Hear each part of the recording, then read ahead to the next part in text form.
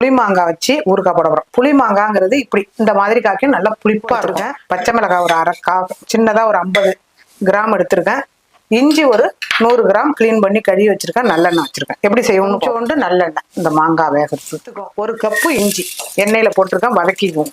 அது கூடவே பச்சை மிளகாய் ஒரு கரண்டி போட்டு இந்த புளிப்பு அது இழுத்து வேகமா உப்பு தான் அப்படியே சிம்முல ஊறுகாய்க்கு 2 வெந்தயம், 10 பட்டை மிளகாய், அப்படியே வெறும் சட்டியில எண்ணெய் ஊற்றி வறுக்கல ஒரு 10 கிராம் கடுகு.